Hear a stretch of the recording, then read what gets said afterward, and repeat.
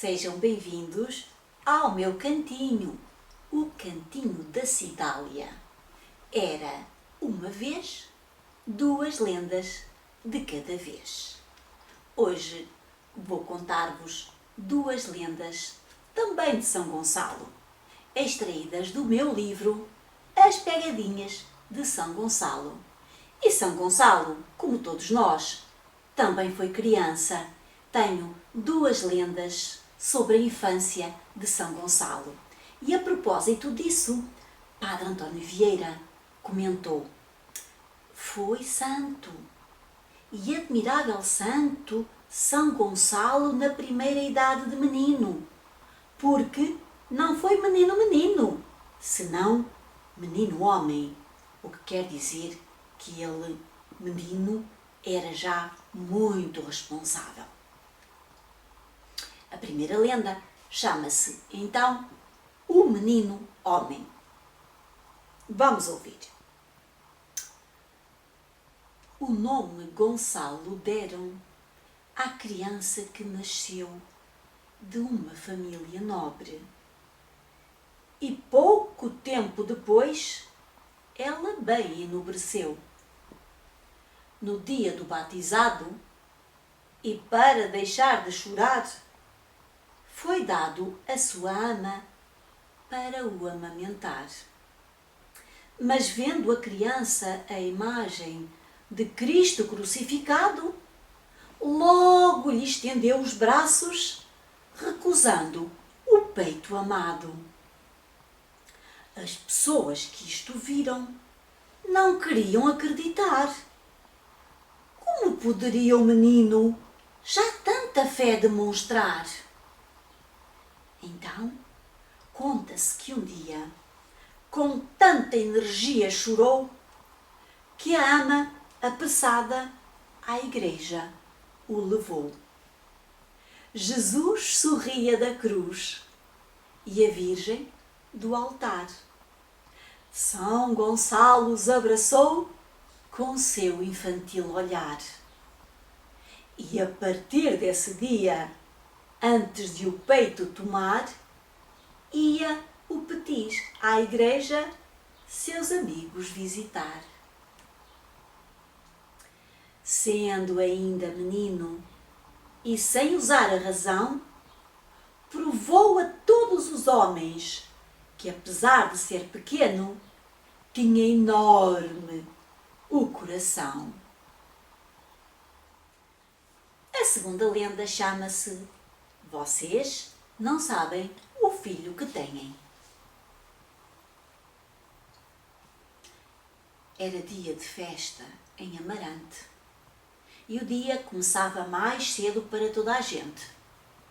Para aqueles que preparavam as festividades, o tempo era sempre pouco, pois era necessário organizar a procissão e o baile, contratar músicos e tocadores.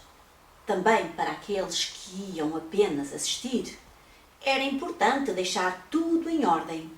E para isso, as atividades destinadas àquele dia tinham de ser realizadas nas primeiras horas da manhã, já que a tarde estava destinada a outros trabalhos. Era verão, a terra exigia e muitos agricultores levantavam-se ainda o sol não nascera para tratar dos campos e regar as plantas que mais tarde o sol acariciaria com gosto. Foi a pensar na festa que os pais do pequeno Gonçalo acordaram nesse dia. Depois de almoçarem, os dois decidiram pôr-se a caminho. Mas, e então o Gonçalinho? Na verdade, ele não podia ir. O ano tinha sido muito produtivo. O milho luzia nos campos. As canas bailavam felizes ao sabor do vento. Mas se os donos apreciavam ver aquele maná que iria alimentá-los durante o ano, os pássaros que por ali andavam ainda gostavam mais e procuravam por todos os meios fazer-se convidados para partilharem os grãos. Afinal, O que a natureza dá de graça não deveria pertencer a todos? Meu filho, começou o pai, temos de ir cumprir a promessa.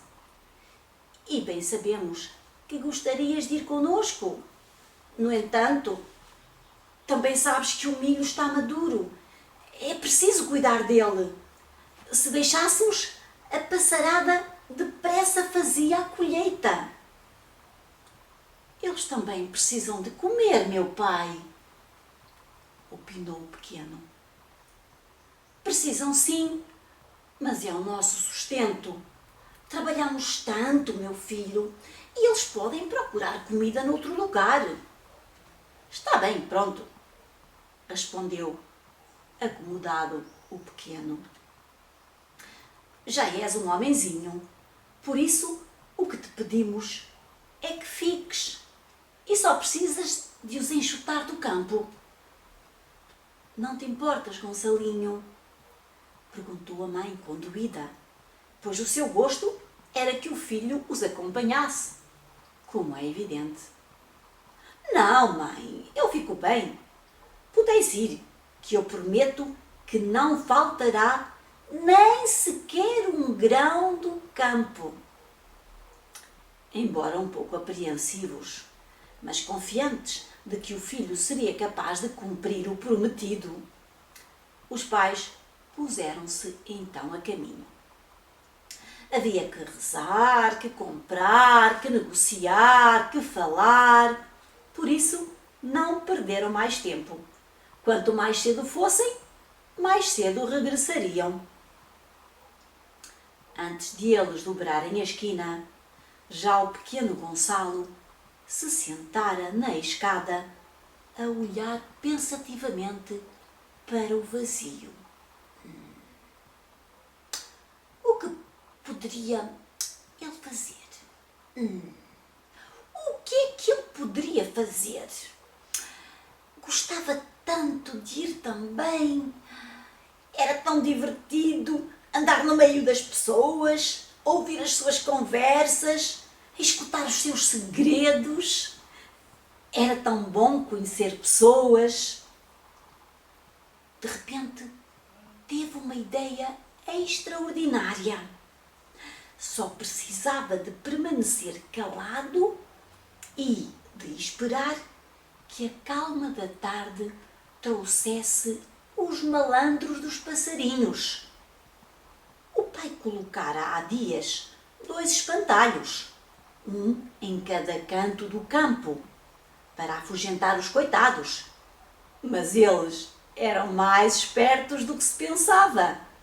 Depois dos primeiros momentos de surpresa, depressa se aperceberam de que era apenas mais uma artimanha dos homens, e de tal forma que passaram a servir-se dos bonecos para pousarem descaradamente como se dominassem a situação.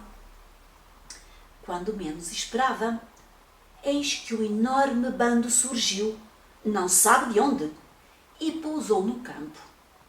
Alguns pássaros se lhe seguiram. Pouco depois, mais outros, e mais outros ainda. O pequeno Gonçalo mantinha-se em silêncio. Quando se apercebeu de que todos tinham chegado, levantou-se calmamente e assobiou. Ouviu-se um barulho de asas a levantar voo. Parecia que os pássaros se tinham assustado e iam em debandada. Mas não, eles apenas se juntaram todos aos pés do pequeno Gonçalo. Então, muito sério, este fez apenas um gesto com a mão e começou a andar. Os pássaros seguiram-no. Quando chegou ao beiral, abriu a porta e os pássaros entraram. Sem nada dizer, pegou na grade que o pai ali tinha deixado dias antes e colocou-a precisamente em frente à porta. Finalmente, dirigiu-se à passarada silenciosa. Ficais aqui até eu chegar. O problema estava resolvido. Agora já podia ir. Ali presos, aqueles pássaros não comeriam um pequeno grão que fosse. E sem olhar para trás, pôs-se a caminho. O humilde lugar onde vivia a família de Gonçalo era separado do lugar de Amarante por um rio, e as pessoas que queriam passar para a outra margem precisavam do serviço de um barqueiro, apesar de o rio, naquela época do ano, levar pouca água. O pequeno Gonçalo correu então em direção ao barqueiro, que dormitava, depois de ter atravessado toda a gente e convencido de que ninguém ficara para trás. Boa tarde, senhor barqueiro. Pode atravessar-me? O quê? Acordou ele, um pouco desorientado. Mas quando o reconheceu, não perdeu a oportunidade de lhe pregar um sermão. Mas tu não devias estar a enxotar os pássaros do campo de milho? Sim, devia, respondeu ele, mas eu prendi-os. Prendeste? Sim, prendi-os no beiral e não saem de lá enquanto eu não disser. É evidente que o barqueiro pensou que o pequeno estava a inventar. Por isso, respondeu-lhe também no mesmo tom. Pois é, Gonçalinho, mas eu recebi ordens do teu pai para não te levar a lado nenhum. O quê? É verdade. Pediu-me para não te atravessar para o outro lado, se por acaso te aventurasses a desobedecer-lhe. Como o pequeno nada tinha para dizer, nada disse, mas não ficou intimidado. Despiu o casaco que trazia vestido, colocou-o sobre a água do rio e saltou para cima dele. Rapidamente começou a deslizar na água, pondo-se na outra margem. Pegou de novo no casaco, sacudiu e colocou-o aos ombros. O pobre do barqueiro ficou sem palavras. Quando chegou à festa, o pequeno Gonçalo procurou os pais. Encontrou-os pouco depois. O que fazes aqui? Ralhou o pai. Eu não te disse que devias... Não se preocupa, meu pai. Os pássaros não farão mal ao milho, prometo. Prometes o quê? A colheita está feita. Pronto, disse, muito zangado. Não está, não. Eu prendi-os. Tu o quê? Prendi-os no beiral. E de lá só saem quando eu mandar. Ah, é? Respondeu o pai. Então, quando chegar, vou apanhá-los todos. O filho não respondeu. No entanto, quando, dali a pouco, o pai disse que tinham de regressar, ele manifestou o interesse de ir andando e, sem esperar resposta, começou a correr à frente deles. Gonçalinho, espera por nós, pedia a mãe. Mas ele já não a ouvia. Queria ser o primeiro a chegar. Não podia permitir que o pai matasse os pobres e indefesos pássaros. Iria sentir-se culpado toda a sua vida. E depois, quem é que o acordaria de manhã? Quem é que lhe cantaria belas canções? Com quem jogaria às escondidas? Mal chegou a casa, aflito e cansado da corrida, dirigiu-se de imediato ao beiral. Pronto, queridos amigos, já podeis ir, mas, pelo menos hoje, voai para bem longe daqui. Sentou-se então nas escadas, com uma vara na mão, a olhar o campo do milho. Entretanto, os pais chegaram ao rio. Iam preparados para ralhar ao barqueiro. Mas este foi o primeiro a falar. Meu Deus, vocês não sabem o filho que têm. Imaginem que me chegou aqui e me pediu para o passar. E eu, claro, disse-lhe que não, que tinha de cumprir as vossas ordens. Sabem o que é que ele fez? Imaginem, pegou no casaco, deitou-o no rio e atravessou nele para a outra margem. Para cá, fez exatamente o mesmo. Mas ia com tanta pressa que nem me viu. Na verdade, vocês não sabem o filho que têm. Meu Deus, não sabem o filho que têm.